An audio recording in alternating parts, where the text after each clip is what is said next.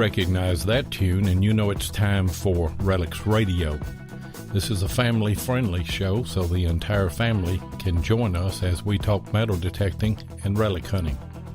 You can call into the show at 270-495-0315 or join in the chat and post any comments or questions you might have, and we'll get to as many of them as we can.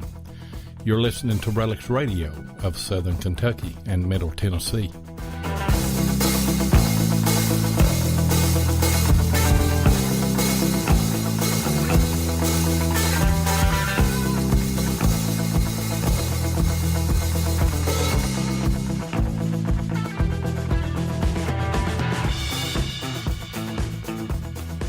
And you are live again on RELICS Radio from Southern Kentucky and Middle Tennessee along the foothills of the Cumberland Mountains overlooking the scenic Cumberland River that runs through Monroe County, Kentucky, and Sumner County, Tennessee. I am your host, Diggin with 7.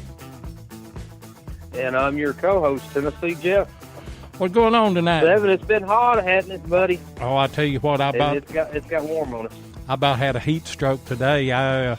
I could feel it coming on just a little bit.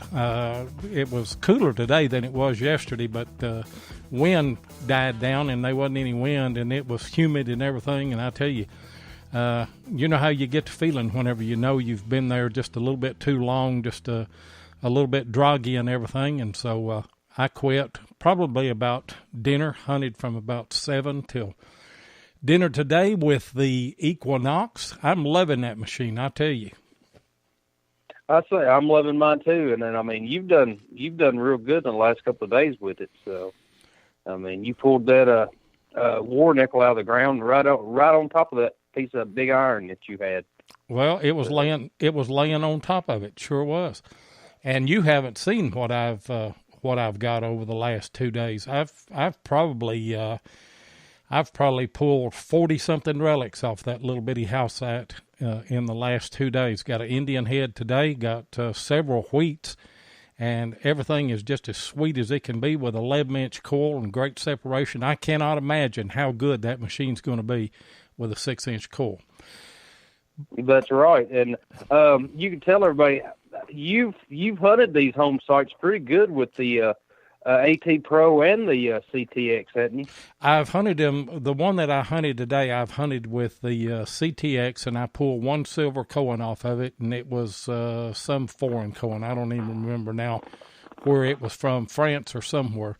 And that was really all that I pulled off of it, and I'd hunted it a couple of times. But, man, it's a completely different story with this machine. I tell you, it's an amazing machine. I'll just tell you that. And yeah, I mean, no more than I've used mine. I'm sold on it. And then if, like, 6 years from now, if I have the same knowledge of it that I do the AT Pro, can you imagine? But, I mean, in 6 years, they're going to come out with something better. Technology changes all the time. So here we go. I mean. Yeah, that's the way it is. I love it right now. And then, I mean, that's my go-to machine right now, so. It is. It is mine right now. Of course, I know the AT Pro better than any machine that I've ever used because I've used it since it first came out, and I love it. But it just will not do what this machine will do. I mean, I have to be the first to admit it. But there are places, I guess, where the AT Pro is going to shine again. It's still a great machine, and I'm not going to get rid of mine. But who we got in the chat tonight? No, not at all. Well, I see we got Mark Hoover in the house. There's Bill Hayes. We got Ken. I seen Woody down here. Hey, there's Swanzey. Hey, Swanzey's in the house. There's our regular Jesse Rogers. He's in there. Larry Stevens. So we're really glad you guys are in the chat tonight. We couldn't do this show without you. Then actually we do it for you guys. So, but I mean, yep, you are. I love it. So. You are very special to us that you would tune in and listen to a couple old rednecks with a metal detector talk, or tune in to our YouTube videos and watch a couple old rednecks run around. It ain't all redneck tonight, though, because we've got Brandon Stewart, Swanzey Searcher, in with us. Brandon, are you there? I am here, fellas, and you can't eliminate the fact all rednecks. I do, in fact, live in New Hampshire, and that's about all we've got up here. I tell you well, with all the woods, I'm sure. Yeah. If you're not a lumberjack, you're at least a redneck. Yeah, that's right. And if you're a lumberjack, you're probably a redneck. So that's the way it kind of goes hand in hand. I tell you what, I went to one of my grandson's graduation. Well, it was actually my grandson and my granddaughter's graduation.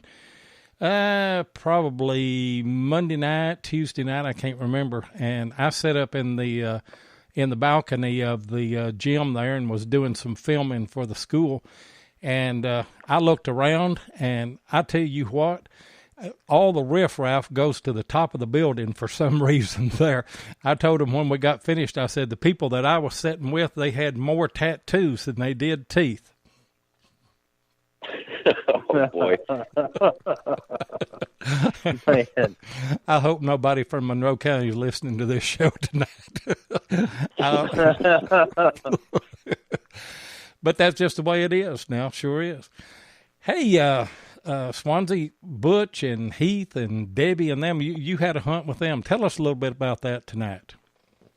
Sure, yeah. The guys came up, and Debbie came up for the annual bone event, which is up here in New Hampshire every year. I think this is the 26th year, if I remember correctly.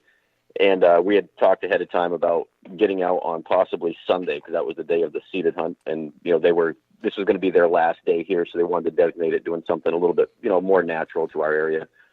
So I have permission for a home that was built in 1771. The house burnt down in the late 1700s and was rebuilt, I believe, in 1803. So the original home indent is still right close to the road, and this is a Class 5 road up here. It's not a heavily traveled road. So the second home is still standing. There's still one barn on the site. There are two more that are missing that used to be there, which is now an open field. And then there's a man-made pond on the other side of the home. And all of this property, including what's now completely heavily forest, is 230-something acres total. But we stayed in the main couple acres around the house. And I'll tell you, I'm used to New England cold and not great conditions at a lot of the times when we go metal detecting, but these guys were troopers coming up from the warm weather country, and it was 45 degrees. It rained off and on all day, and sometimes pretty hard at times.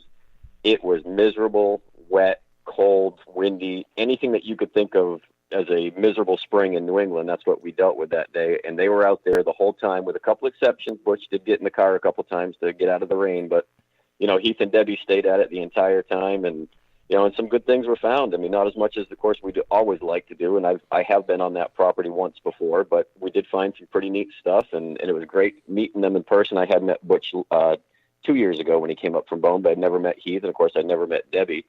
So it was nice to see them get onto some Colonial grounds and actually enjoy themselves doing it, as miserable of a day as it could have possibly been. And it rained, I might add, the whole time they were up here for the week. Yeah. And you found a good find, didn't you? Did you see that, Jeff, what he found? The mold for the pipe? Yeah. Yeah, that was a great find. Yeah. I'd never seen one, and actually I didn't know how they made the pipes. And, of course, after I seen that, it was like, well, it was really a great find, so... And it was an incidental thing, I had been digging along the embankment there where we had seen some glass bottles, more modern ones, probably 40s and 50s. And I got a terrible iron signal, but again, it was questionable enough on my AT Pro. And sure enough, it ended up being the blade of a hoe, but also it was a square rock in the hole. And I didn't think much of it. I got it out of my way to get down to my treasured find of the ancient rusted up piece of hoe. So I went to fill it back in the hole, and I went to throw the rock back in the hole, thinking, piece of broken brick, not really paying attention to it. And, of course, it was so muddy. Well, I stuck my thumb actually in the bowl part of the mold. So I cleaned it off, turned it around, and I said, that looks like what I thought it was, is to be a pipe bowl mold. But I've never seen one before. I didn't even know, like you just said, Jeff, I didn't know how those things were made. I just see the pieces out in cornfields or hay fields or whatever sometimes when they till, and, yep, okay, clay pipe, and you move on. Well, then I brought it over to Butch, because Butch wasn't more than 15, 20 feet away, and I showed it to him, and he's like, I would say that's a pipe mold. And so Debbie conferred, and Heath too, so if I hadn't dug that nasty piece of iron, I never would have dug the mold. And the funny thing is, It had to have been sitting literally on top of the hoe blade because the back of it is stained with iron. And of course it's made out of stone, so that wasn't my signal. And the front side had to have been facing up. But of course, just trying to get the stuff out of the hole, I never even saw what this square rock was until I went to put it back in the hole, and I almost put it back in the hole without even looking at it. And most of the time when you find a unique find like that, you're just digging another signal. And of course, something like that's not going to ring up on a metal detector. And I know a buddy of ours, Will Johnson, he found a great find just digging a hole at a Colonial site. And then, of course, that'll be on next week's video. And then, but I mean, it was a great find, and you never would have found it with a metal detector. I mean, it just popped out of the hole, and there it was. So anything like that, I mean, it's a real great find. And, his Will's was an incidental find, too. And like Jeff said, you'll see that this next Tuesday on our video that comes out. It was a great find, and I was able to actually do a history clip on what that thing went to. But, me and Jeff, we are lucky enough to have some sites that had Native American culture on it, and then Civil War culture, colonial culture before that, and then turn of the century. And a lot of times, we'll dig clay marbles or arrowheads, or there's all kind of incidental finds. And most of my good incidental finds have been digging an iffy iron target. Isn't that unbelievable what the chances are? You get that good clean target, you pull out your coin, your button, your relic, doesn't matter what it is, and nothing else can be in the hole, but yet you go to pull out something that's very questionable as a signal and just piques your interest enough to dig it, or something tells you to dig it for whatever reason, and that pops out of the ground. Yeah, it is. It's amazing. It is really amazing. And I know a lot of times I've dug down and you hit like a layer of ash, maybe a half a foot down, and it's not below plow line, but you find like a lot of pieces of pottery and stuff. And then of course he was doing the same thing, dug like a little trash pit and found that Colonial ring. And I mean, the detector never would have picked that up. I mean, it was a small ring and it was fairly deep. So I mean, if you start running into ash and like pottery, the best thing, just take your time and just dig. I mean, just a little at a time. So, yeah, and it was a nice little ring too. Didn't know what it was for a little while. I dug one of those today, Jeff. A ring. I didn't know what it was until I got home and cleaned it up. It was the band was broke on the thing, and I was trying to figure out what in the world is that. I knew it was brass. I mean, it's not anything precious or anything, but it did turn out to be a ring. So you never know. Swanzey, you're an AT Pro guy like us, ain't you? I am. I have been for, this will be my 7th year in October. I've been using it since I started with the Ace 250. I did well with it. I started in October of 2011. Went out, did okay. I mean, again, very new to the hobby. You pretty much dig everything when you start, which I'm still pretty much like-minded as it is. My first old coin I found, now this is before finding a wheat penny, any type of silver, Indian, anything. We got permission to a potato field down in Northfield, Massachusetts. And I was there maybe 15 minutes with a couple of buddies of mine and pulled a coin out of the ground. And again, I'm not a coin expert. I'm not into collecting coins. So I didn't know what it was. I was pretty confident that it said 1978. Well, then started to look at it, walked up to Jim. It was a 1778 mass copper. That was my first old coin with a metal detector. That Christmas, I got rid of it and got the AT Pro. Can you imagine, Jeff, digging a coin that old? No, I couldn't.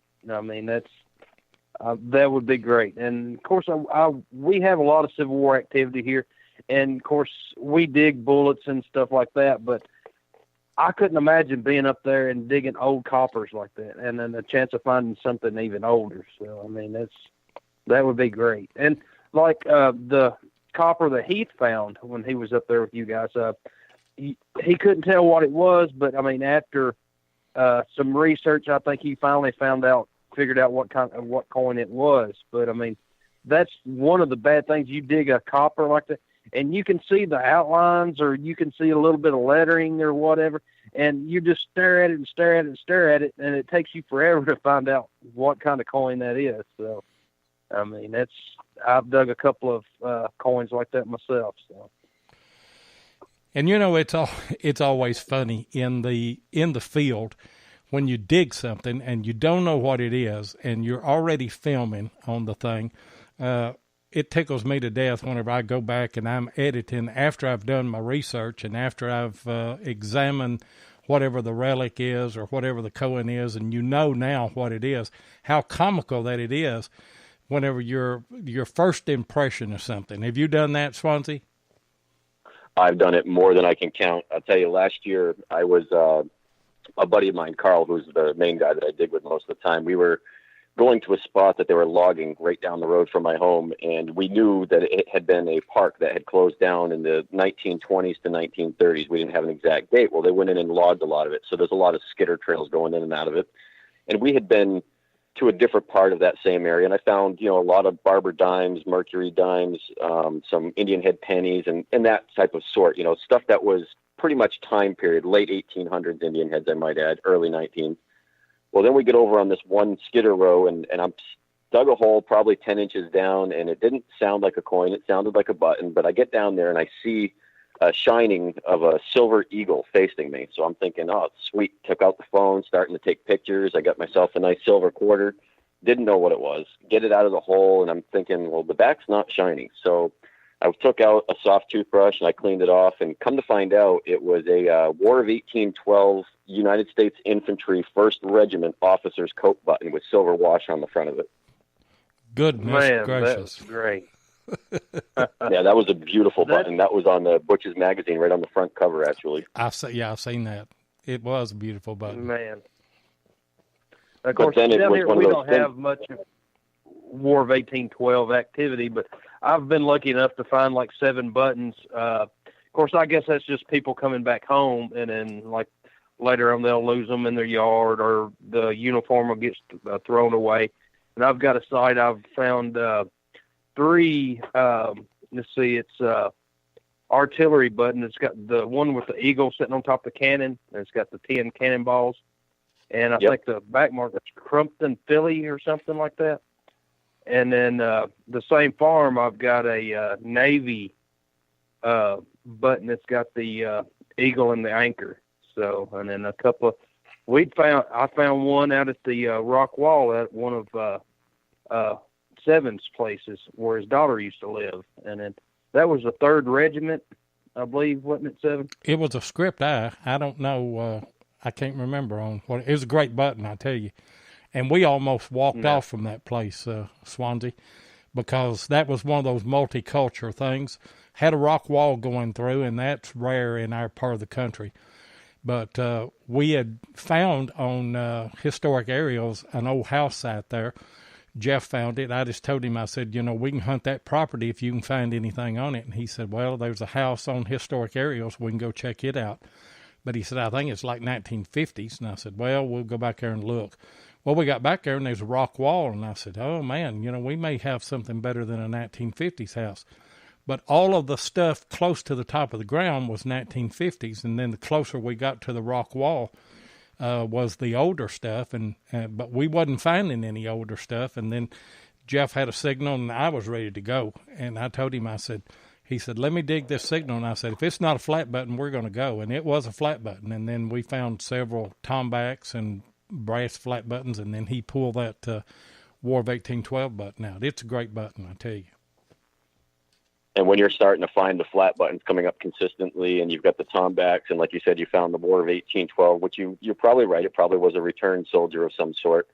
We don't have the opportunity to find a lot of what we were just talking about before the show started. I don't find a lot of Civil War artifacts. I've never dug a Civil War button, but we do get general service buttons up here. We'll find those. I have found a couple of really nice, fully gilted Massachusetts volunteer militia buttons from the Civil War, with the front and back intact. I mean, we do find the incidentals, but I'm guessing, again, this is returning soldiers. We didn't have any Civil War activity in New Hampshire, and this is all very local to where I live. It's not like I've gone down to Connecticut or anything like that to find them.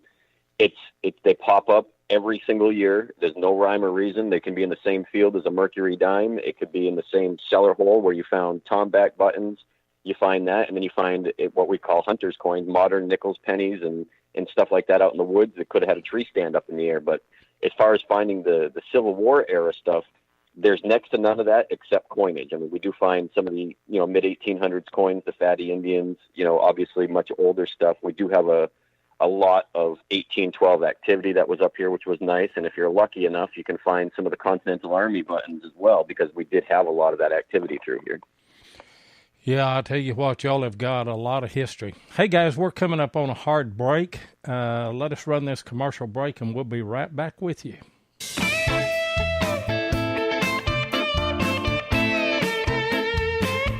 If you want to keep up with what's going on in the metal detecting world, then you need to be a subscriber to American Digger magazine. Butch and Anita Holcomb are the publishers of the magazine and have won awards for 3 straight years for being the best digger magazine on the market. American Digger magazine is available in both print and digital formats, so no matter where you live in the world, you can enjoy the latest happenings in the hobby. You can get in touch with American Digger magazine by going to americandigger.com or give them a call at 770-362-8671, and be sure and tell them that you heard it on RELICS Radio. And we're back with our guest tonight, Swanzey Searcher, Brandon Stewart from up in New Hampshire. And I've got a question that I want to get into, but Jeff, before we do that, why don't you give out the call-in number, and if you want to call in and ask Brandon a question or make a comment or something other, we'll open those lines up. All right, the call-in number is area code 270-495-0315. And if you don't mind, if you'll go ahead, go ahead and put that in the chat. I didn't hit enter. Oh, I see it there now. I thought my chat had already locked up. Brandon, my question is, how do you go about approaching a new site? Well, first off, I started off as a field hunter. I mean, the first few years I was metal detecting, I was exclusively doing fields. And now that could be public conservation lands. It could be town land, state land. I never stepped into the woods. It was out of my comfort zone. And the first thing I would do, especially in those fields, is I'm a big believer in following the iron. I'd get out there, maybe look for a depression. I mean, a lot of these places are 150 to 300 acres, so there's really no good way to start. You really can't grit it off unless you're going to spend years doing it. If I can find a concentration of iron, I will spiral out from that spot, literally walking in circles like I've lost my mind, until there's no iron field anymore, and find the concentration of it. That's when you either put on the smaller coil or you really concentrate on that area, really, really slowly, really carefully, come at it north-south, come at it east-west, come at it northeast, southwest. I'm very thorough with how I metal detect. I do like to cover an area the best I can, so I don't have any questions about missing something. So a lot of what I'll do is that I'll find what I can in the immediate area, and then I will pick a spot, one direction, north or south or east or west from that spot, go for 50 to 75 feet, whatever. It's assuming I've cleaned out everything in that direction, I go to another direction, and so on and so on. And now, since I've been doing cellar hole hunting, I do the same thing, except now I'm doing all my research in the wintertime because I like to hike. And I line up the next year's places to metal detect. I do the same thing, though. I start at the cellar hole, I follow it in a circle around the outside, what I guess Henry from Stealth Diggers calls orbiting. I find out where the iron activity ends, and then I start again, north, south, east, or west, all depending on which one looks the best at the time or where I get the most signals at the time. So that I'm very thorough with making sure I've covered every possible spot I can, and then after I've hammered the cellar hole 10, 12 times, sometimes more, I'll look for something, either stacked stones, like you said earlier, Loy, following a stone wall, or even detecting along the stone wall. A lot of times you'll find a flat spot in the woods that doesn't look like it belongs in that spot, and I've done really well on those, where it could have been an outbuilding that maybe didn't have a foundation. It could have been a paddock for animals. That's my very next spot to get to. Then I go to where's the closest water source. Between there and the water source, if I don't find a well, it's usually a brook or a stream or a river. I do that very thoroughly. If I can find a well, same thing between the home site and the well. Another one is going between the access to whatever the Class 6 road or the nearest entry point into where that cellar hole is, because a lot of these cellar holes are 5 miles or more into the woods where their Class 6 roads aren't even existing anymore. So we'll do a lot of that. I'll go in between those areas. And this is why I metal detect alone most of the time. I don't have a lot of local buddies of mine that are willing to put this amount of leg on the ground just to thoroughly cover an area, but I also don't want to miss something. We like to find springs, don't we, Jeff? Yeah, we do. And then, of course, we've done very well. I mean, you find a spring here, and a lot of them, they're a rock line, so you know that someone was there years ago. And then, like Lois taught me, you just look around the highest point around that spring, and then most likely here anyway, there's going to be a home site. I mean, we've done very well with it. And I don't think that it's any different if whether you're in New England or whether you're down south here. When you find a spot, you're always looking for something that's out of place. You're looking at something that is an anomaly with the surrounding territory, aren't you, Brandon? Every single time. I mean, a big thing with the cellar holes into the wood, a lot of these I can't find on old maps. So again, following the stone walls or stack stones or even field stone that might be piled up in areas, I also look for a lot of the vegetation. Good signs around here, you'll find grapevines that are hanging down from the tallest trees. You'll find daffodils. You'll find lilac plants that don't obviously naturally grow into the woods. You'll find spots that, the forestry up here is very, very dense in spots, and you'll come across a flat spot in the wood or a grove in the woods where the trees don't look like they're more than 100 years old. That obviously tells you that there was activity there or it was forested at some point, but there's no debris. That's my immediate next spot to go to. It's easier to walk through too, but it's going to give you an idea of if there was any type of activity in that spot. There's 99% of the time always some sort of an iron field in those spots. And then I take my same approach I do in a field and I spiral out around it, figure out where it ends, then go back in and really go at it. Probably a little over methodical, but again, I go north-south, then I go east-west, and I go on an angle, and I make sure I have covered every bit of that ground as much as possible. And the AT Pro, and I know Jeff agrees with this because we love the AT Pro for identifying an iron field. And we run ours in Pro Zero, and our iron disc is at 0 on that. So we absolutely hear everything. We don't wear headphones unless we just absolutely have to. And sometimes you get in an area where there may be traffic or something and you have to. But I can hear Jeff, he can hear me, and I love hunting like that. But I love the AT Pro on identifying the debris fields, don't you? Oh, it works fantastic, and I'm the same way. I do not discriminate out iron. I listen to my iron audio at all times. I know people get annoyed with it, and they say, you should only turn it on if you're not sure if it's a questionable target or not. The iron is what leads me to the Connecticut coppers, to the reals, to the 1812 stuff. That is how I know exactly where people did things. This is where the activity was. The bases of old trees. We have metal dumps around old trees up here. I'll go through that and I will pull out 15, 20 things at the base of a tree and find some dandy buttons that were left in there or cufflink pieces. I'm a very methodical hunter, and this is why I do a lot of research in the wintertime. I don't metal detect a lot anymore. I get out once every couple of weeks if I have the opportunity. I've got a lot of other hobbies like hiking that I do anyway. So why not combine the two? And I want to put myself at the best odds when I detect as seldom as I do to get onto something old. I'd rather not go back to a school or a park where I started. And a lot of ours, we've never really found a lot of silvers. People have been metal detecting around here since the 60s when it started, including our local dealers there that have been doing this all along. So, a lot of those spots are really hunted out for the easy targets. I'd rather give myself the best opportunity to find something old, find something neat. And 100% of the time, I am wearing headphones the whole time I metal detect. I keep one on in the woods and one off just because of, predators that we have up here. Also, I'm very big on carrying a firearm when I'm metal detecting in the woods.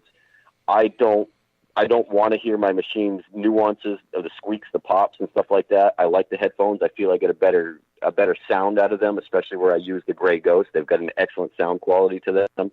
and I feel I can make a better judgment or estimate, I should say, on what I'm going to be digging out of the ground. I don't care what the VDI says. I go based on sound 100%.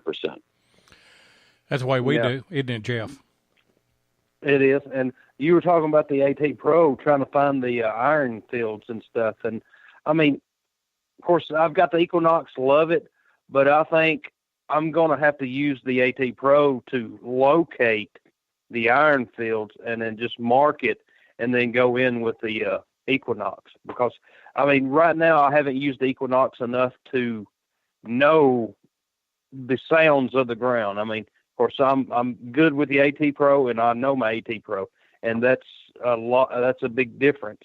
And like, I'm going to have to use my AT Pro to locate home sites, and then, like you said the other day, just kind of clean up with the Equinox. So. Yes, you've got that target separation that the Equinox is clearly showing, because Heath proved that up at that home. I mean, he was literally 10 feet out of the front door of the second home that's on that property, the one that's still standing, and it was literally between the original 1771 home and the 1803 home, and that is the epitome of as trashy can possibly be in that front yard. And he plucked out that 1838 large scent right probably 3 feet from the big tree in the front yard and 10 feet from the front door. It was just unbelievable how he did it. And Butch did it too. And I don't know what Butch uses for a machine. I know it's a Mine Lab, but he pulled out an Indian head penny out of the same yard, probably 15 feet away from where Heath pulled out his large scent. So those machines, and I'll give credit to both, they obviously target separate fantastic, because I have been over that front yard with the AT Pro, not thoroughly, because again, I don't really do home site permissions. I'd rather find them out in the woods, but yeah, they sniffed them right out of the ground. I think Heath was all of 8 inches, and I think Butch's was around the 7 to 8 inch mark too. And they were able to hear it between the iron, and the house was recently sided. So the flashing, all that stuff was unbelievable how well those guys did with those machines. It is a great machine. Did you try it with the signal with the AT Pro?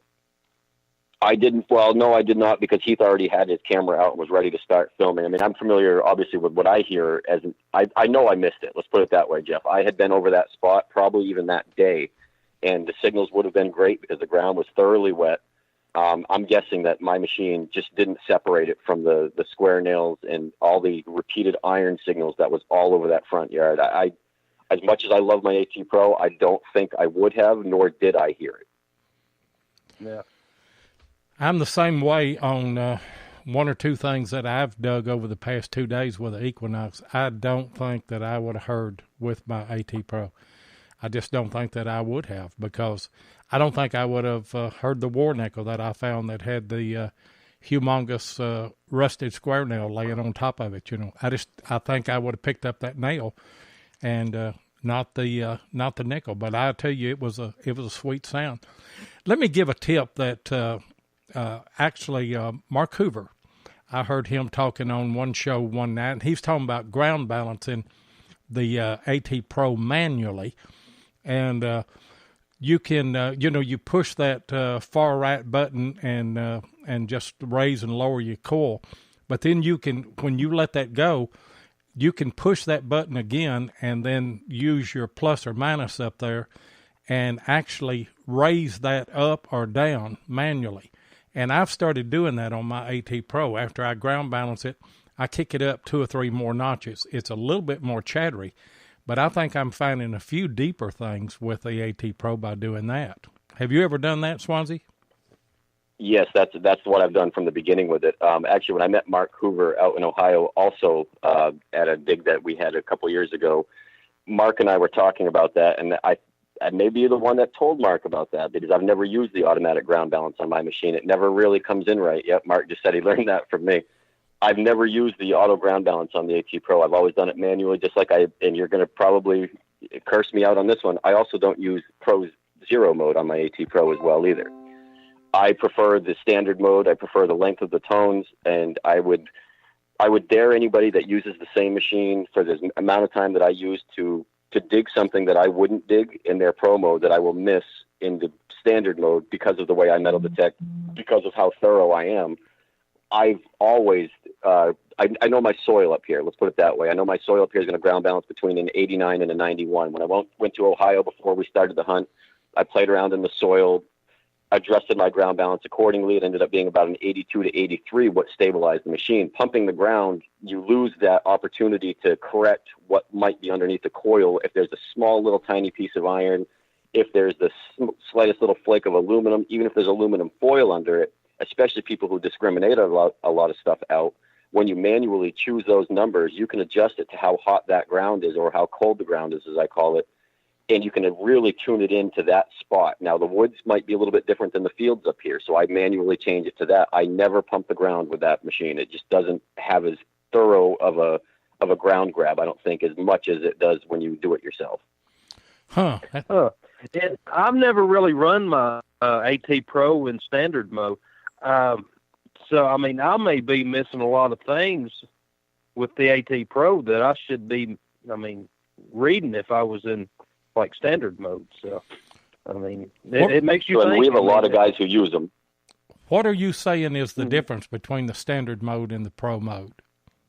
The Pro mode has a much shorter tone. So if you've got, say, square nail, dime, square nail, and they're all about the same depth, you really got to figure out if that machine is falsing or if you're really picking up on just that dime, especially when you're using a larger coil. I use the Nell Tornado coil myself.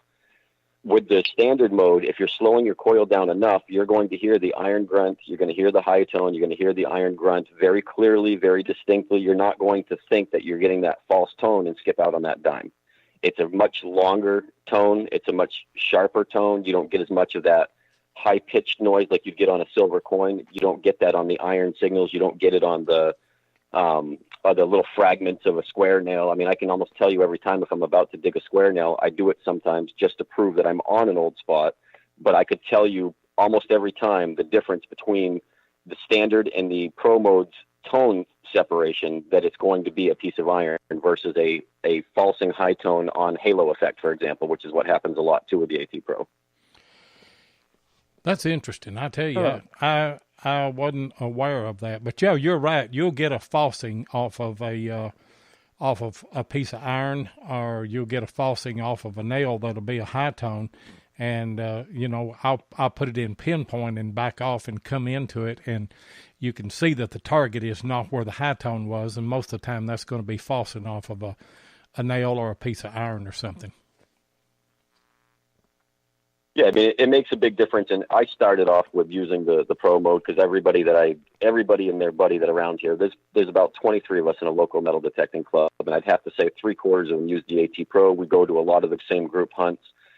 We have a lot of permissions that we have fields for, or an old home site or something like that we do once a year, sometimes twice a year, and most of them are all using Pro mode option. Now, if you talk to the local guys that I metal detect with, and what I find compared to a lot of the other guys, I'm not saying I'm a better detectorist, I just want to know my machine better and give it different opportunities to maybe react a little bit differently to what's in the ground. I do very well with it. I do very well at these group hunts. I tend to be the one that digs the most flat buttons, a lot of the copper coins, the most reals. It's also the thoroughness. It's the swing speed. There's a lot of factors that really go on that. But I had people when I went out to Ohio where Mark was talking about the ground balancing thing too. I had them using the same mode that I was using and trying with the manual ground balance, and their results at the lunchtime break was a big difference on what they were finding prior to lunch and after lunch.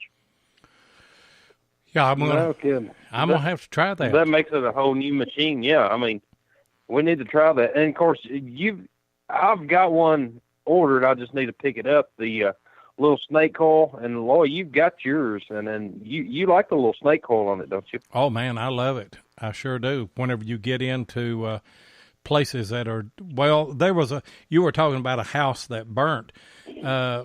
I've got a good friend here that owns some land, and his grandfather, I think it was, they had a tenant house, and these people would come in the wintertime and live in that tenant house, but then whenever it came time to start planting or working out in the fields, they would move off. And so it was coming up wintertime, and somebody said, I seen this family, and they named them, I won't name them, and said, they're headed your way. And so he went home and burnt that house down just to keep them from, because they cut firewood and everything there off of him, But it is absolute solid nails in there. And that's a great place to use that little snake coil. And I got that from Tim Henderson. And while we're talking about Tim Henderson, let's take a break and run his commercial. If your passion is metal detecting, then you know how much your success is based on the equipment you use. Let my buddy Tim Henderson of Murray Branch Outdoors in Murfreesboro, Tennessee, help you with that. Tim is an authorized dealer of Garrett, XP Deus, Tesoro, and Macro detectors and supplies, and he is now an authorized dealer for MineLab. So, if you're looking to get your hands on the new Equinox 600 or 800, then Tim is your guy. Murray Branch Outdoors is not only competitive in their prices, but the service after the sale is second to none. Tim not only sells detectors, he uses them, and so he can answer any questions you might have. Murray Branch Outdoors also deals in used detectors, and he'll take your old detector in on trade when you decide to upgrade. So give Tim of Murray Branch Outdoors a call at 615-948-4611 and be sure and tell him RELICS Radio sent you. And by the way, if you are wanting a new Equinox, Tim has some of those in stock. I know he's got some 600s. I think he's still waiting on his 800s, the last I heard. And he has aftermarket coils for a number of detectors. And Barb asked a question, Swanzey wanted to know if you were using the nail snapper. Is that what you're using? Did we lose Brandon? I'm sure. There we are. Okay. Yeah, there he is. Bathroom break. I muted myself during the commercial. Okay. Barb was wanting to know if you what coil nail coil that you were using. Are you using the sniper? No, I use the Nell Tornado coil. I put it on about 3 years ago when CWPP1 was happening, and I just put it on prior to that. I'll tell you, I haven't had any issue, and this may have been a big difference at that home when Heath and Butch were up, but when I'm in the woods and I'm in the fields, I like that machine. I mean, that coil, it target separates like a dream. It pinpoints like a dream. I don't use the pinpoint button, but I do a lot of the wiggle back. It's exactly where it should be every time. It's great ground coverage in a non-trashy area, or even in trashy. I'm just saying you get to cover a lot of space, especially when you're in a 200, 300 acre field. The machine, that coil alone can, in my opinion, except maybe around a really super trashy nail spot, around an existing home site or around an old home site. If you're taking your time and you're going slow enough, I'm pretty sure it can do everything the sniper can, except I think it's got better depth. I've been digging things with that, including buttons, like we were talking about earlier, the 22 shell at 7-8 inches down. This machine will pick up the smallest little piece of a 22 head, the lead of it, at it easily 10 inches down. So, I've been a real big fan of it. The stock coil hasn't gone back on since. I do have the 5x8 that you can get for the AT Pro. I haven't even put that back on since. It's been about 3 years consistent with the Tornado. Now, what size coil is that Tornado coil? That is an 11x13, I believe. Okay. It's not that big manhole cover. Yeah.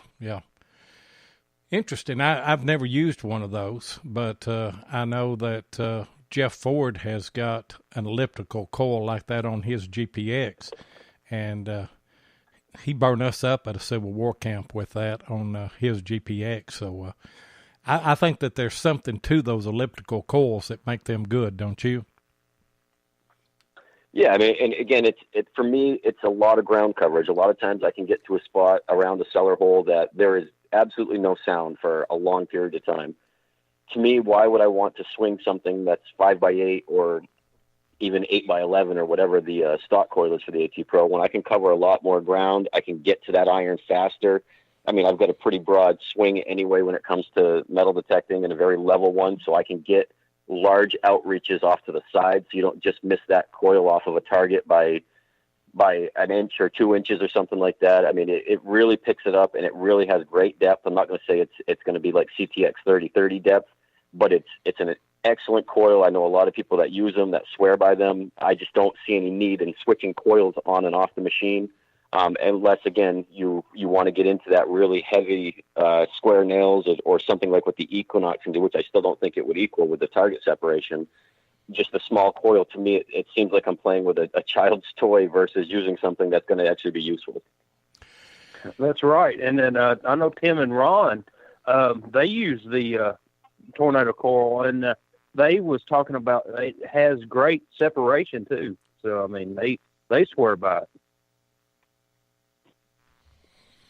Yeah, the one thing I can say with the AT Pro, especially with the heavier coil, is the AT Pro was not designed to be user-friendly coil, meaning being light. It's a very off-balance machine.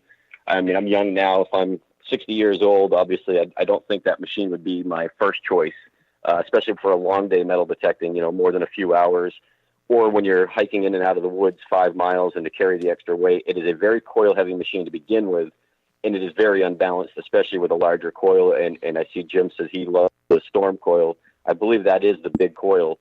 Arm fatigue, I mean, that's another thing, too, that would just really start to beat me up after a while because, again, there is no weight back by the elbow. I did switch to the Anderson carbon fiber shaft, which does make a lot of a difference.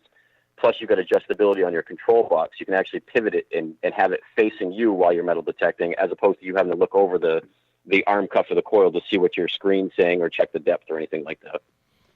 Huh. Well, see, before I got the Knox in, I was thinking about getting that shaft for the AT Pro. And, I mean, it looks like it would make it a little bit more balanced than the factory shaft. And much more balanced. And the AT Pro is coil heavy. There's no doubt about that. And even with the 8.5 by 11, I noticed that Chris Heimsoff said he has to switch from his right arm to his left arm, about halfway through the day, or switch from his left to his right, whichever way. And I do that a little bit every now and then, but, I'm an old man, ain't I, Jeff? Well, yeah. I'm not going to get into that, but, yeah, you're pretty old. So you wore your maternity pants when we go metal detecting. So. Somebody said, how long had I been doing Civil War hunting? I said, well, I got on my first battlefield, but I did wait till the fight stopped, and then I got out there and started hunting, Well, see, you look at the older I get, the younger you're looking. So, I mean, that's something to say. Yeah, it is. Hey, Swanzey. 80 years old is not that old anymore. I'm not 80 years old. I am 68, but I tell you what, I think I'm in pretty good shape to be as old as I am. And I can still go out and hunt all day and still in fairly good shape. Hey, we've still got the lines open if you want to call and talk to Swanzey. Get him while you can now because he's going to be a star after this right here. But it's 270-495-0315. And I see that Jeff just put it in the chat there. Hey, Swanzey, what have you not found that you think you should have? Oh, boy, that could be a really long list, but I'm going to keep it to the basics. Well, a want find, for one thing, right off the bat. Again, the Civil War bullet, never done it, never been in a spot where I don't think it would produce what I should have found by now. There's one coin specifically. There's no reason why I shouldn't have found a 2-cent piece. I mean, we find plenty of mid-1800s coinage around here.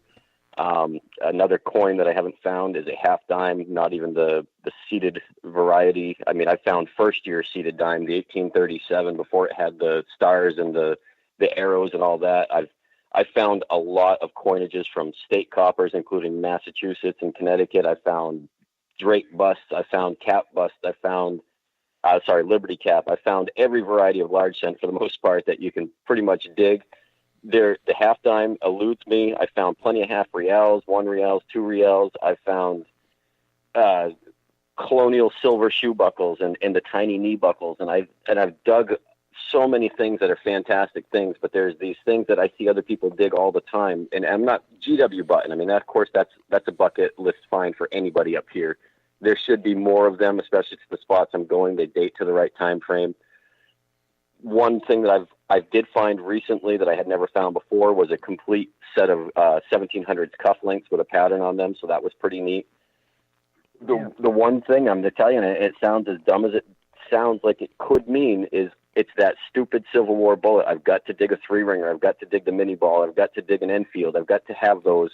and as minuscule finds as they are for a lot of people who find tons of them, it took me 3 years to dig an Indian head penny, and I know Barbara in the chat room could tell you to kiss it because it took her a little bit longer than that. But, you can find a lot of really cool stuff. I just can't find the certain little tiny things that, to me, would make it my list complete. You know what I mean? Did you have a watch winder in that list? Is that what you started with? No, I have watch winders. I've got actually a couple of them. I dug one that dates back to Britain from the mid-1700s, that there's only 3 known of the variety, which is pretty neat, too. That's what Mark actually just said in there. It's a naval officer's watch winder from England, and there's only 3 known to exist anywhere in the internet, and one of them happens to be by my buddy Bill Marsh out in Ohio, and the other one was some random post years ago on TreasureNet, and nobody can identify it 100% except this one person that Bill reached out to in England. So I found mine in New Hampshire. He found his in Ohio, and the other one I believe was found in New Jersey. So, there's a lot of that. I found an 80 caliber musket ball. That's something that's from a brown vest that most people will never find. So my trivial find is the 3-ringer, Yeah, I thought that you had was one of those that had that rare watch winder there. I remember hearing that somewhere. I tell you, next time you're able to get down, or whenever you're able to get down our way, I guarantee you we can get you on a Civil War bullet. But you'd have to get us on a Connecticut copper or something up there, when we come your way. And I could kick myself because I was invited to come with Butch and with Heath, and I just couldn't get away. Didn't feel like that I could, but I'd love to get up that way and hunt sometime. I mean, that'd be right down my alley. I'll tell you, the one thing about metal detecting up here, unless you're going to go to a door knock, which I'm not a fan of, I don't want people watching me while I'm metal detecting. Plus, I can't be as methodic, and I don't want to tear up somebody's lawn and make any type of mess or get the bad reputation by somebody driving by thinking that guy's, trying to uncover some buried treasure. You got to put the legwork into it. I mean, a lot of what people metal detect that find the easy stuff, most of that's gone around here. I mean, there are a lot of metal detectorists in New England in general. Every easy spot is taken. The cellar holes that you can see for the most part when you're driving down a road, and it's right there off the side of the road. I do a lot of mapping. You guys were talking about historic aerials earlier. I use that. I use Maprika. I go into the local town halls, like my town hall here in Swanzey, which is where my nickname comes from, has hand-drawn maps from the 1700s that you can't take out of the library, but of course you can take pictures of. So, you really got to take those maps. You got to map, do some mapping online. LiDAR mapping works great. I don't have a lot here in New Hampshire, but I know my buddy Bob does up in Maine. A lot of that stuff, you put them all together, but nothing's going to beat getting off your couch, getting out there, following a stone wall, just taking a hunch, taking your chances. I mean, I've done plenty of miles in the wintertime, which isn't fun to hike in the woods as it is, because of course it's not shoveled for you. But I found cellar holes that I can then map on my phone, drop a pin on Google Maps. I use another app called Map My Hike, which will tell me GPS coordinates. That's really the best way to go up here. And I'm finding these spots and doing very well with them because I'm doing a lot more boots on the ground research than I am just saying, hey, I saw this spot, asking this person permission for their farm site. I'm out there going to spots that probably not many people have been to since the 1700s, except drinking a beer, because I can go 10 miles into the woods and still find a beer can. That's right. We can too. And I mean, of course, down here, I mean, Seven and I, our best places we've found just looking for like a Civil War campsite. I mean, just accidentally walk up on it, and then you get an iron debris field, and then you start finding flat buttons after flat button, and then of course that's how we find most of our good, really, really good sites. Barb said Laurie is really old and he crawled up at Virginia Hill. I'll get you whenever I see you again, Barb. Jeff is a good researcher. In fact, when we first got together, I'm not patting myself on the back, but I think I am a good video editor and a good photographer and filming, because that's in my background. But when me and Jeff first got together, he said, you do the video editing and everything, and I'll do the research, and it's kind of worked out. Of course, there's more maps down in Middle Tennessee that are available than we have here, but nothing takes the place of legwork. I mean, absolutely nothing. You just have to get out there and walk sometimes, and you come up on those good places. I can look at probably my top 3 or 4 colonial sites that I work here, early settler sites, I found looking for a Civil War camp that I have never found yet. I'll tell you, I've run into cellar holes that I have missed by a short distance. And we're talking, especially when it's heavily wooded, which is most of this area, but when the foliage is up, like what's coming up this time of year, I've missed them by 30 to 40 yards and walked right by them and found one that I wasn't even looking for. You know, that's kind of a neat feeling. And I've got a couple in Marlow, New Hampshire, which is about probably half an hour from here, which is off an old Class 6 road that I've been looking for 2 years, never found the correct one, but I've found several others on the same ridge line, but the ones that are supposed to be there that are actually on maps, I've either walked by it, I've missed it, or it was mismapped. I cannot find them anywhere. Do you find... Well, see, that's funny. You can walk by them, I mean, within feet, and miss that cellar hole. And I know it's going to have a debris field around it, but you can walk past that debris field and not even know it's there. I know one of my main Civil War camps, when I had my first detector, I walked through that camp 5 or 6 times and never found a bullet, and until I got the AT Pro, and then as soon as I got that, I started finding bullets, just bam, bam, bam. But I'd walk past that camp several times, and then I'm sure it's the same way with cellar holes. Now, when you're going through the woods and you're looking for the spot, are you metal detecting? Because I'm typically not. When I'm looking for a new spot, I'm never metal detecting. I'm backpacking it. So it's going to be for a future hunt, which is why 90% of what I metal detect from May till late December, early January, depending on when the ground freezes, that's all been found the previous winter typically. These are spots that I found that I've lined up for the next year. I'm not going to bring out the detector in the snow, of course, and I'm not going to carry out all my gear on a hunch that I get to that spot. I'm patient enough not to worry about it. Nobody's going to get there between the time that I found it and the next time that I get to metal detect it. 99% of the detectorists around here are not going to put that amount of time into the woods or the amount of research into the mapping to find it. I'm not worried about detecting it that day. Yes, I'd love to, especially when I can find them right away. But to me, it's just setting up future hunts typically. We don't detect whenever we go in constantly like that. I mean, when we find a spot, we will branch out from that because I guess it's the same in your area there.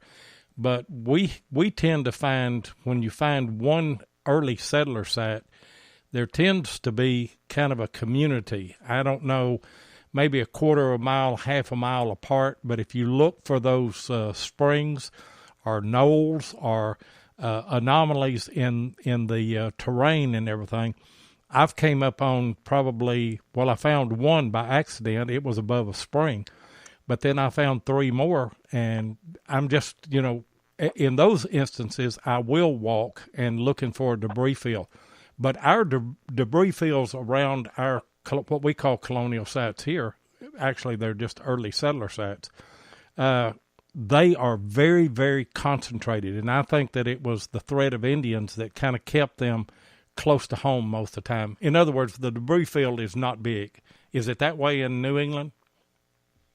Yeah, it's mostly that way. Most of the plots up here, when you start looking at the old hand-drawn maps, you about nailed it. Most of them are about a quarter mile apart.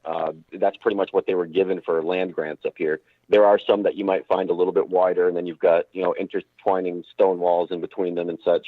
We also can find, and if you start to really dig into some internet research, I found an old community that in Chesterfield, New Hampshire, there was a railroad that went through the area at the time, and there was an article how they used to use this as a tourist destination. There were 10 homes and 1 large building, and I don't know if it was a town hall or what the large building was.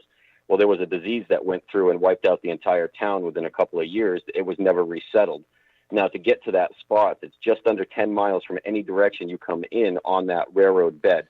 I'm guessing not many people are doing it, but I found this in an article in the Chesterfield little town crier paper. There's only 800-900 people in that town.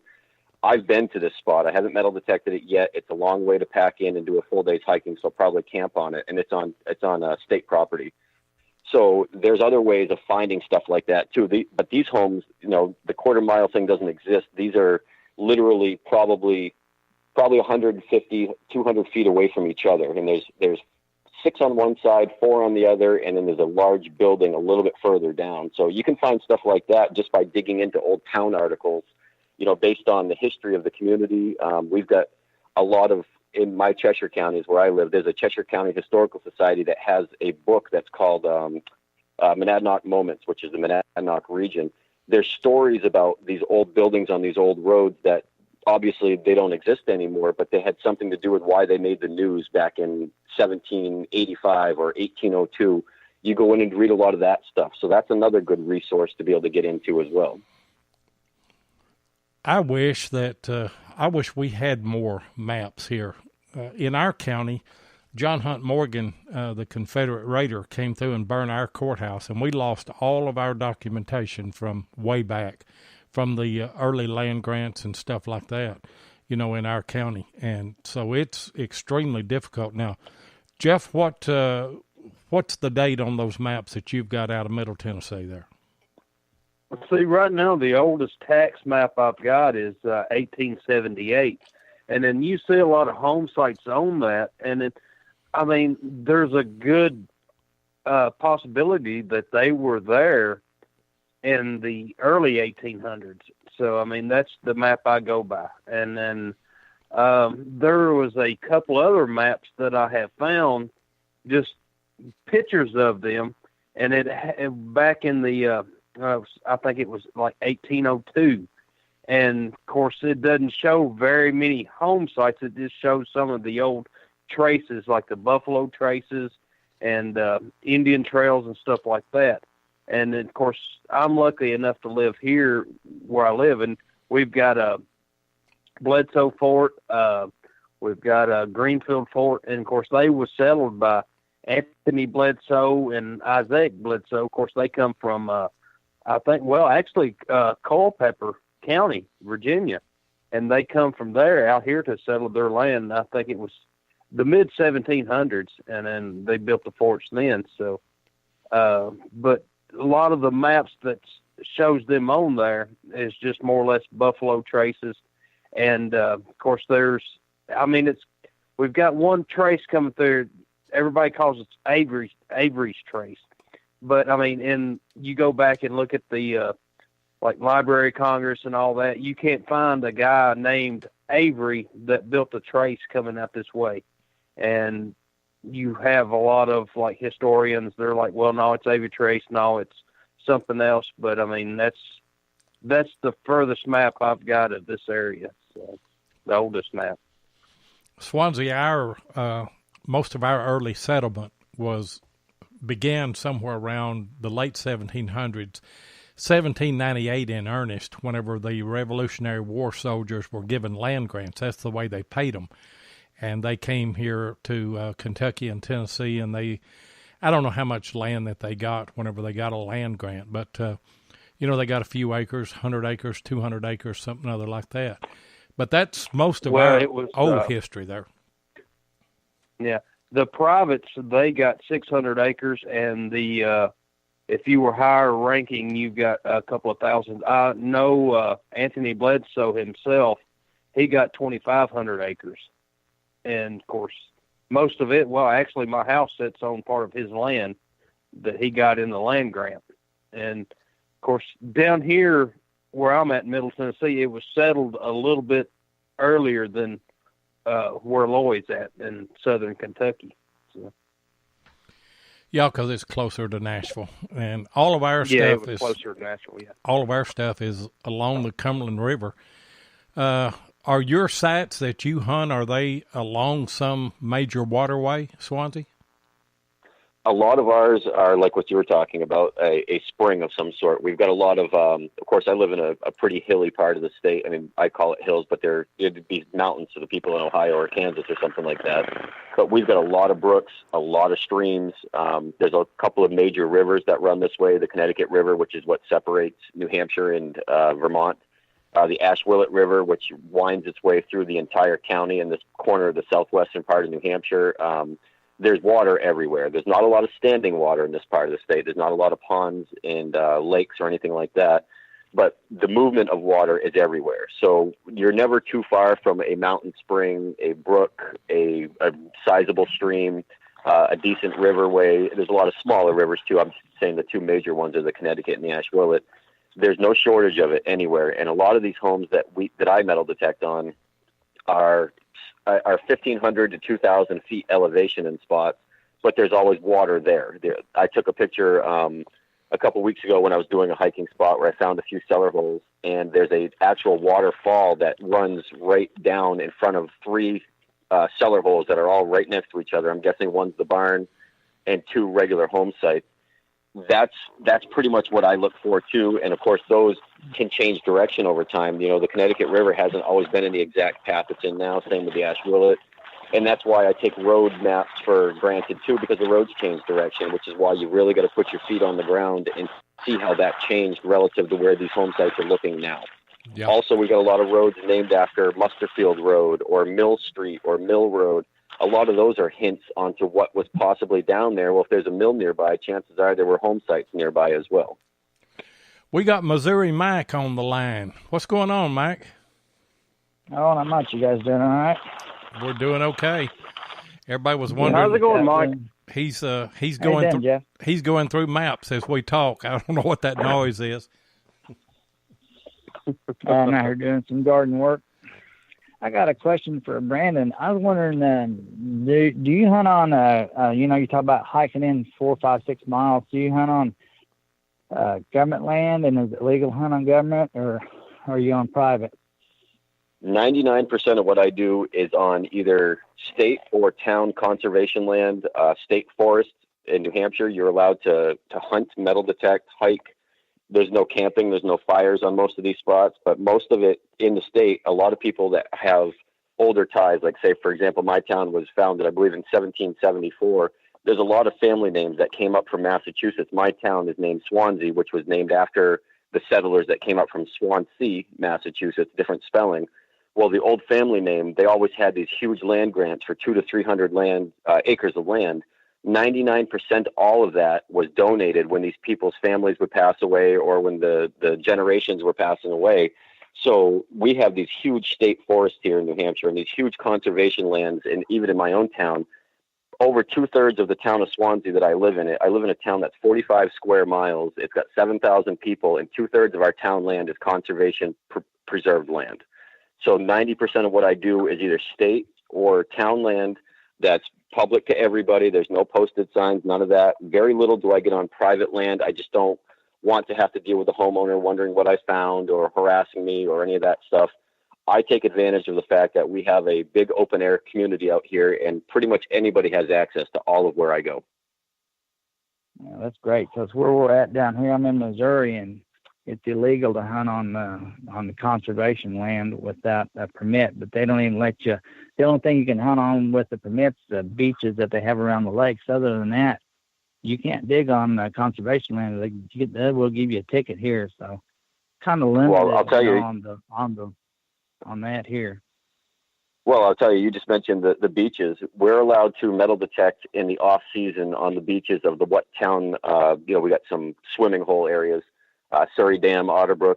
Now, these are giant maintained beaches, and you're allowed to metal detect, but not between Memorial Day and Labor Day. After Labor Day, you can do it, and before Memorial Day, but you're not allowed to detect on the grassy areas, the trees that might be around. You're only allowed the beach area for some strange reason. That's an ordinance in the state of New Hampshire, and that's huge fines.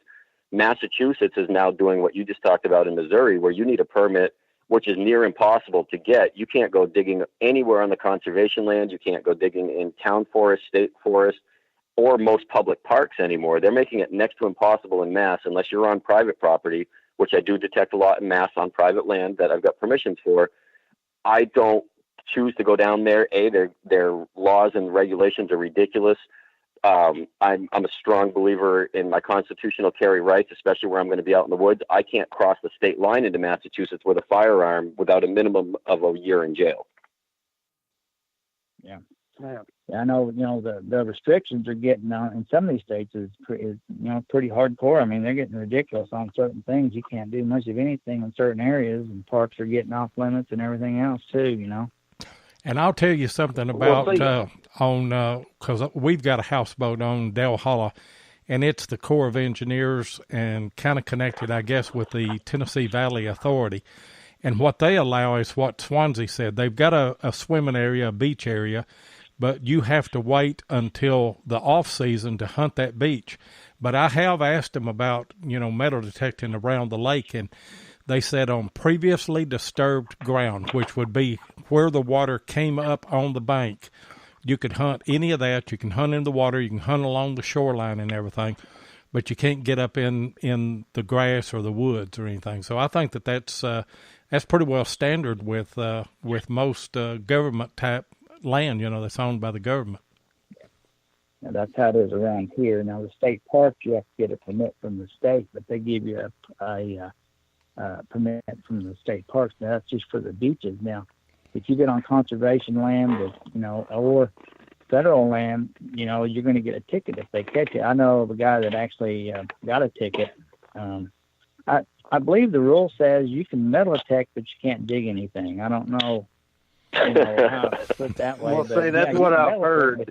But you're not digging nothing, so why metal detect? I don't understand that. But that's, I think it's how it's stated is, metal detect all you want, you just can't find nothing. So that's not my cup. We'll see here in Gallatin, the local town we have, the Rotary Club went out to a area that, I can remember it as growing up. My mom and dad used to take me fishing there, but they just let it grow up, and the Rotary Club, they went and cleaned it up again. And then the Corps of Engineers come in and was like, there was $1 million lawsuit over that, just where they cut some trees down to make it look nice and where you could start fishing again. So they just left it, and it's grown up again. So it's a mess, I tell you. And state parks, really is. State parks here in Kentucky are completely off limits. You cannot metal detect. Now, I've been called in and metal detected with an archaeologist on a state park that is next to us, which is called Old Mulkey.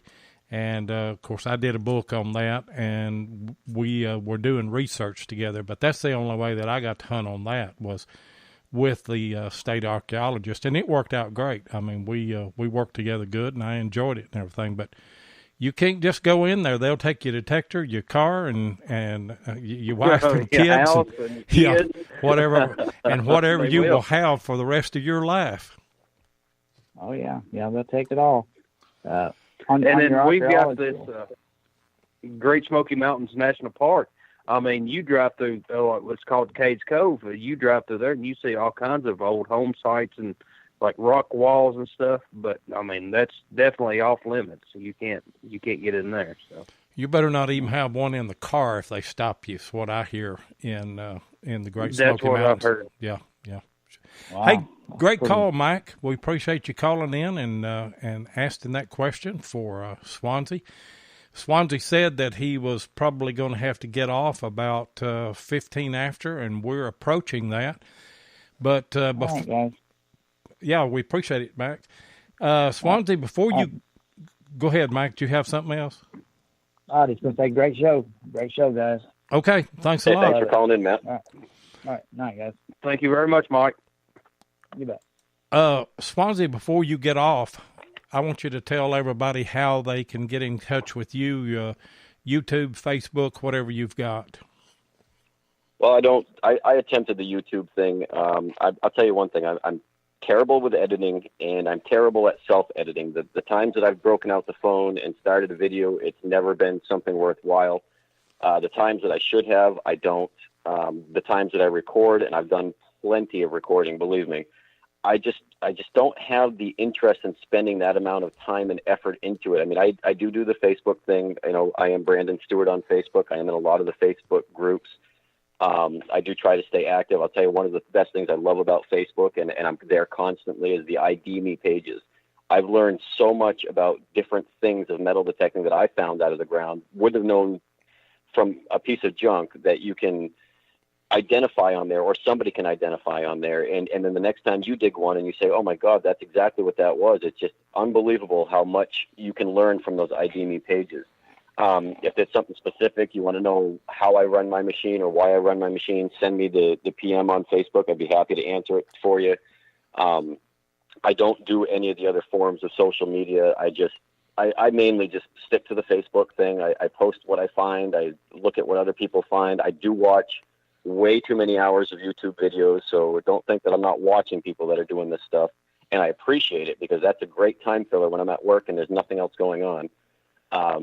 It's great to see, and I love to see what people are finding. And I get so jealous when I watch a lot of you guys that live down south get to see the Civil War relics come out of the ground. I don't know what I'd do if I saw a breastplate or a box plate come out of the ground, or a powder flask. I've never dug a powder flask or any parts of one. That's the type of stuff that I love watching. And a lot of people say, yeah, I'd love to get up into New England and see what the coins look like that come out of the ground, and the old flat buttons and the 1812 stuff. And I call it digger envy. It doesn't matter where you live in this country. If you're big into metal detecting, you're big into the history behind it, you're always jealous of what somebody's digging somewhere else. And I think that it's true no matter where you metal detect. And if you don't feel that way, you don't have enough passion for this hobby, because I'm always curious about what these guys are digging in England. I see the guys over in Australia, all over the country, and it's unbelievable what I get jealous of digging. And people are saying, oh, my oldest coin is an Indian head penny, and you've got reals and large cents and state coppers and blah, blah, blah. Yes, but that's more common up here. I want to find something uncommon to my area. I tell you, one of my favorite finds besides the 1812 stuff, that 80 caliber musket ball is still probably one of my most favorite finds I've ever dug, or the silver Colonial shoe buckles, that type of stuff. I don't care about coins. They weren't personal. They changed hands over and over again. I like the real personal things. Somebody owned this. This was somebody's cufflink. This was, the one real that I did find that I really liked was repurposed into either a button or a pin or something. It was a half real. That type of stuff means more to me. A hold copper coin is fantastic. I like that. It's dear. And I'm not trying to say I don't like digging the large cents. I don't like digging the reals. That's not the truth. But I do prefer to dig something more personal to somebody that was at that home site. My favorite thing to find is anything military. The Civil War era stuff, the 1812 era stuff. I dug, I think it was World War II, whatever they call, I'm going to butcher this, the ladder badge, I think is what they call that. That's the type of stuff that I like to find. And it's just because it was somebody's personal item. I never sell any of my things. They go in cases. I got to get down south with you guys. I got to get down there, and I got to put my hands on something Civil War other than the general service stuff that made its way back up here. Mm-hmm. Well, you got an open invitation. Well, you're welcome anytime. That's right. And then we can put you on a bullet. That's for sure. I'm guessing you guys probably could. I could put you on modern ones. Well, we find plenty of those too. the pull tabs of the woods, the old shotgun shells. I mean, we dig a lot of musket balls, of course, too. But that 80 caliber brown best musket ball is still one of the neatest things I've ever seen come out of the ground. Man, that's pretty awesome. I've got a spot here that it was a Colonial site, and I found a frizzen to a brown bass. And Wow. mean, it's in great shape. It's not broke or anything. I guess I don't know if they removed it from the gun. And of course, where I detected, I didn't find any other pieces of the gun, just the frizzen. And then out of that site, I found two frizzens from muskets, but one of them was a brown bass. So. And I've only found one of those. Never an 80 caliber. I've only found one of those, and until you hold that in your hand, you cannot imagine how big that bullet is. Unbelievable. I thought it was a rock when I pulled it out of the hole, and there was no other signal in the hole, and I'm thinking this has got to be canister shot or something, but it is solid lead, and it's got the right markings of what that 80 caliber looks like. It was at the same home site cellar hole that I found a couple Connecticut coppers, but also my one and only. This was a bucket lister a couple of different ways. I'd never found a counterfeit coin, and I never found one of those old school wizard toys, where the two-hold thing. It was a counterfeit matron head large cent made out of lead, and it had the whizzer 2 holes and a little star hole pattern in the center of it. So when you put it on a string, because I tried it, it makes almost a whistling sound when you spin it up with a string. We do find some of those. We find them made out of just about everything. You know, I found tokens that people have done that with. I found a dandy button that somebody did that with. But you're a relic hunter. I mean, I can tell. That's that's the personal stuff, is the relics rather than the coins. We won't turn down any coins, but I prefer the relics. I know Jeff prefers them too. Mm-hmm. I sure do. No, I love finding the best thing for me. I love to find, especially in Civil War campsites, is carved bullets. I mean, that's just, it tells a story. Even, I mean, they can be carved into anything. And I have a lot of pieces that you would think come from like a chess set. And of course, I just love them. I mean, it tells a story, and somebody sit there and by fire or during the daylight and carved them bullets into something. So we'll get you on some of them too, Swanzey, when you come down this way. I'll tell you, I saw one of the coolest carved bullets, and I'm guessing it was out of a musket ball. I was detecting with a buddy of mine. This was probably the second year I was metal detecting. My buddy Warren, who lives in upstate New Hampshire, and he had come down for a hunt down in Winchester, New Hampshire, and he dug out it's hard to explain.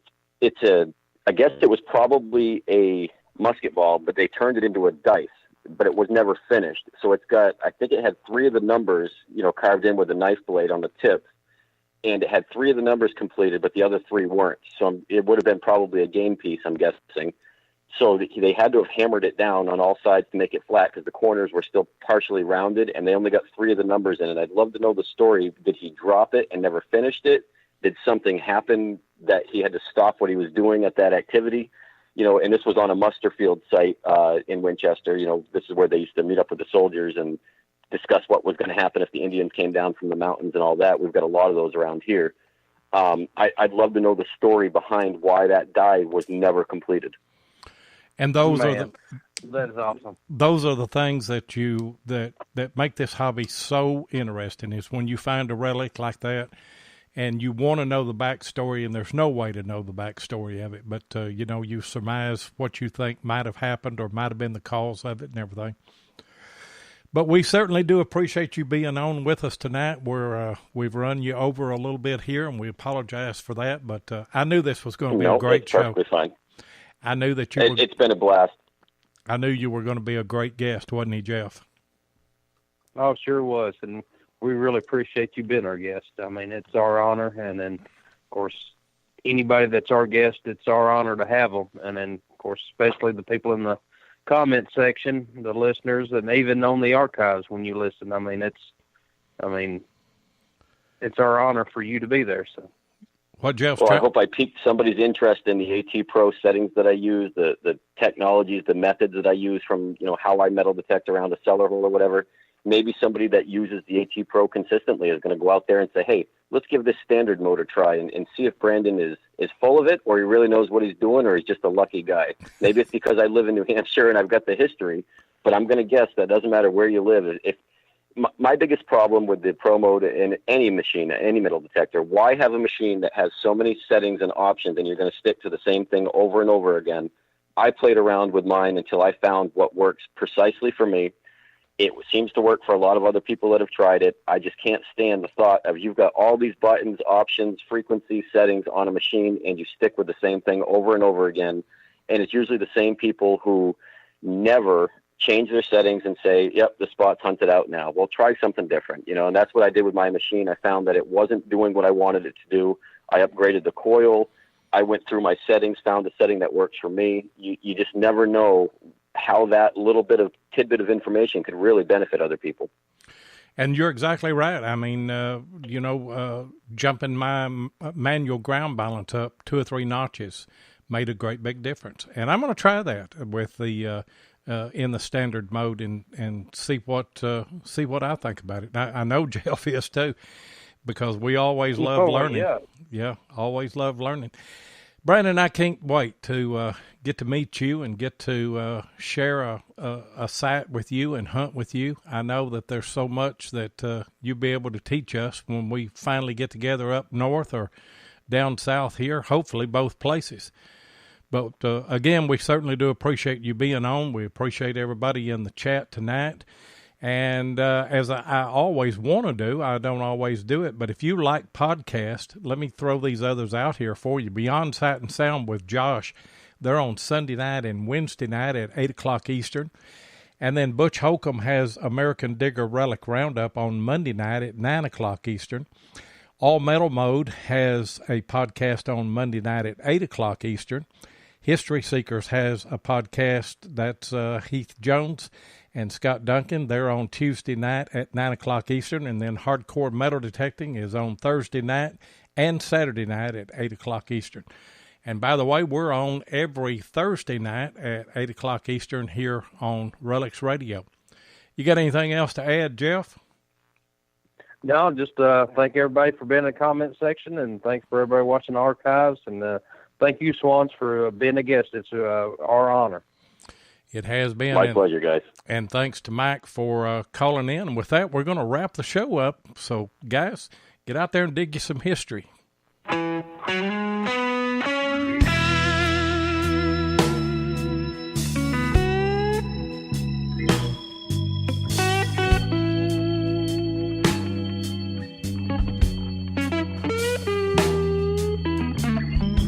Thank you so much for joining us tonight on RELICS Radio. We really do appreciate it. Be sure and join us live each Thursday night at 7 o'clock Central Time, 8 o'clock Eastern here on Spreaker. Or you can catch the archive show at RELICS Radio on Spreaker, iHeartRadio, or iTunes. Please take a minute and hit the like button, and be sure and follow us so that you'll get notifications of all of our upcoming broadcasts. You can also find us on YouTube at Diggin with 7 or Tennessee Jeff, or you can check us out on our RELICS Radio Facebook page. If you'd like to get in touch with us, then send an email to digginwith7@gmail.com. We'd love to hear from you. We hope you'll join us next Thursday night, and until then, get out there and dig some history.